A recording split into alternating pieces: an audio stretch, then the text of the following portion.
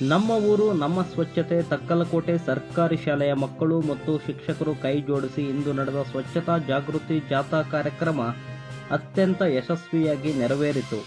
ಈ ಜಾಥಾದಲ್ಲಿ ವಿದ್ಯಾರ್ಥಿಗಳು ಸ್ವಚ್ಛತೆ ಕುರಿತು ಘೋಷಣೆಗಳನ್ನು ಕೂಗಿ ಜನರಲ್ಲಿ ಅರಿವು ಮೂಡಿಸಿದರು. ವಿಶೇಷವಾಗಿ ತಕ್ಕಲಕೋಟೆ ಪಟ್ಟಣ ಪಂಚಾಯಿತಿ ಕಾರ್ಯಾಲಯದ ಸಹಕಾರದಿಂದ ಮನೆಯಲ್ಲಿನ ಕಸವನ್ನು 4 ಭಾಗಗಳಾಗಿ ವಿಂಗಡಿಸುವ ಅಗತ್ಯತೆ ಕುರಿತು ಸಾರ್ವಜನಿಕರಿಗೆ ತಿಳಿ ಹೇಳಲಾಯಿತು.